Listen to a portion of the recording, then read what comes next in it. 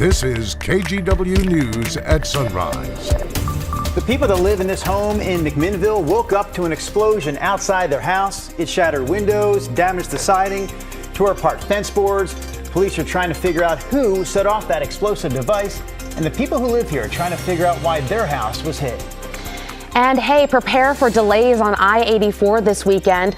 Chris McGinnis has all the details on the 3-day closure as well as the detours. That's ahead. Also this morning, we are live at Oaks Amusement Park. Hear this scary music? Yeah, this time of the year, Oaks Park becomes Scare Grounds PDX. Oh my gosh! Wow, Chris, wow, that was impressive. good. Yes. Chris dialed in his 2-year-old daughter for that one. Is she 2 now or 3? She's about to be 4. Oh my goodness gracious! Gosh. Yes, that person, by the way, not aging at all. They've looked that way for the past 100 or 200 years. Millennia. Eric Patterson, our Sunrise photographer, is checking out Scare Grounds PDX this morning. We know he got into the haunted houses there. The question remains, will he get out this morning? Oh my goodness. Okay, we're going to follow the saga all morning long. Hey, happy Friday. Thanks for being here. We're happy to. And gosh, what a beautiful weekend we have in store. I mean, straight up right back into summer here. Crazy. For just a couple days, right? Just some gorgeous weather. I encourage everyone to enjoy this because we know the rain will be coming here. This is a lot. And when I say that, I mean next week, not now. Just to clarify, we are clear and we're breezy out there in some cases. It's 58 degrees last check at PDX, but I'll tell you what, the east wind really keeping temperatures quite mild this morning in some cases. Troutdale, Gresham, both sitting at 70. It's 64 right now in Oregon City. We slip south into the valley. Dallas checking in with 65. Less east wind, though, in Salem at 55. So some of us quite mild. All of us will be warm. And by warm, I mean into the 80s this afternoon. Mid-70s by lunchtime, full sunshine, breezy this afternoon. I actually have Portland topping out at 83. It's possible we get a couple of degrees warmer in some locations, but you get the idea. A summer-like finish here to our work week. We'll tack on a degree as we head into Saturday. Your full forecast coming up in just a few. Let's get you out the door and give you the live look at the roads this morning. There we go. I-5 at the Interstate Bridge. Boy, I don't know. We got to kick the camera. I think that's it's a little frozen there, but that is in pretty good shape right now. The trip out of Clark County looks good. All green on the traffic map. And so far, no major issues out there as we check out the I-205 drive. All right, real quick. Interstate 84, that closes both directions this weekend near the I-205 interchange. The closure kicks in at 10 p.m. this evening. It's a fairly simple detour for both east and westbound commuters, but it will add some time to your commute. This is all part of TriMet's Better Red project, where they are installing that new light rail bridge over Interstate 84. The closure should wrap up early Monday morning, but travel through the Gateway District on I-84 will be detoured this weekend. Guys? Yeah, good heads up. Thank you for monitoring that, Chris. We want to get to some developing news out of southeast Portland this morning. There is a large police presence near 112th and Holgate. Our Thomas Schultz joins us live with the latest. And Thomas, what can you tell us? Hey, Christine, right now police are actually extending that block off on 112th and Holgate all the way down to 108. They're blocking off the intersection where we stand right here. We don't know exactly why they're doing it, but there is a car that you can see down the way just a bit.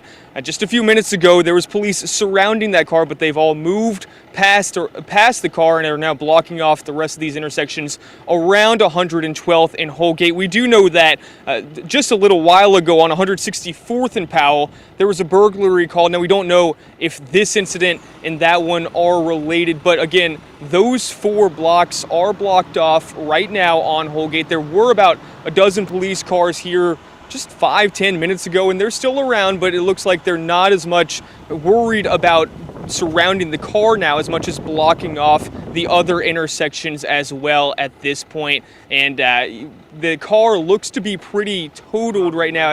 The front hood is completely destroyed. The front passenger door is also gone at this point in time, and police are still milling around. There's a lot of them standing in the roadways still, probably about 6 to 8 police officers right by the car just milling around and talking. And again, about a dozen police cars out here right now, and we're going to work on getting more information on what's going on here and how long that this street is going to be blocked off, and we'll have all the latest updates, of course, later on in the shows and on KGW.com. Guys? All right, Thomas Schultz reporting for us this morning in Southeast Portland. We're also following this developing story in Southeast 52nd Avenue at Harney Drive remains closed because of a fatal crash just a few blocks from Johnson Creek Boulevard. Police say the crash involved one car. It happened just after 11 o'clock last night. We'll let you know when that area reopens. We also got a call this morning about a lockdown in the parking lots at Portland International Airport. So we checked in with the Port of Portland to find out what exactly happened. They say Port Police responded to reports of a suspicious item near the long-term parking garages. They did call in an explosive unit to check it out. That area was eventually cleared. Port Police are now investigating who left that item behind. And this morning, police in McMinnville are still looking for whoever is responsible for setting off an explosive in a neighborhood on the northeast side of town. Catherine Cook spoke with the people who live just steps away. It was just terrifying. Boarded up windows, blackened siding, and fence boards blown apart. Remnants, police say, of an explosion outside this McMinnville home. It sits on the corner of Northeast 11th and Evans. I'm a little bit in shock. I can't believe that this happened to us. Brianna, who asked that we not show her face, lives here with her family. The blast woke them just before 3 Thursday morning. I instantly told my family, like, oh my gosh, get downstairs. I ran outside to my car. I saw the windows broken out. Whatever exploded left behind a small crater in this flower bed. Police say it appears someone threw or placed an improvised explosive device with shrapnel here. I could not believe it. Brianna doesn't believe her family was targeted, but it's upsetting to her nonetheless. She doesn't want this to happen to anyone else. It was just terrifying, but luckily we had a lot of neighbors run out and help us. This is a criminal investigation, and McMinnville police want to learn more. They're hoping neighbors can help them. They're asking anyone who lives between 5th and 19th and Baker and Galloway to check their security footage. If they see anything interesting, they're asking that neighbors share that with police. In McMinnville, Catherine Cook, KGW News. All right, before we bring Chris back in for the forecast, a quick note about the WNBA and the future of the league here in Portland. So we've been talking about the league's expansion this week, and yesterday the league made it official, adding a 13th team in the San Francisco-Oakland area. So the Bay Area is getting a WNBA team, but the idea of a team coming here to Portland is not out of the question at this time. In fact, several outlets, including The Athletic, are reporting that Portland is under, quote, strong consideration for a 14th WNBA franchise. At this point, the commissioner of the league would only say that the WNBA is in, quote, continued discussions with several cities. They say the goal is to have a 14th franchise nailed down by the 2025 season. What year is this? 2023. Okay, so it could be a while before we know for sure. Yeah.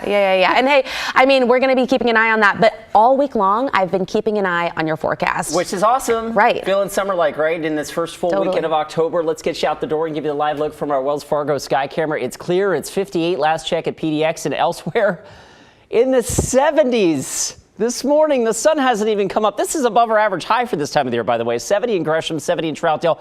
East breeze coming through the gorge, coming down off the Cascades. That does two things. One, it doesn't allow the air to mix out and radiate the heat from the day before out, right? So that's one thing that happens. The other thing is when the air comes from higher elevation to lower elevation, when it comes down the slopes of the Cascades, it compresses a little bit. So we kind of maximize that heating. And that's what's happening during the day here as the temperatures are forecast to get into the 80s once again. All right, as we mentioned, it's 58 in PDX. Check this out, 70 at Troutdale, 73 in Tillamook. My goodness.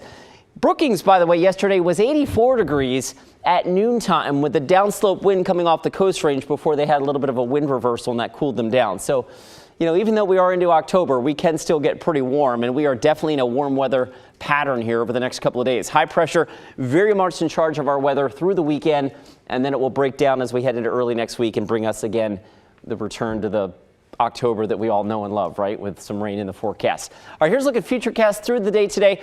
Again, offshore breeze today. You'll see that, you'll feel that, especially the west end of the Columbia River Gorge, east end of Portland.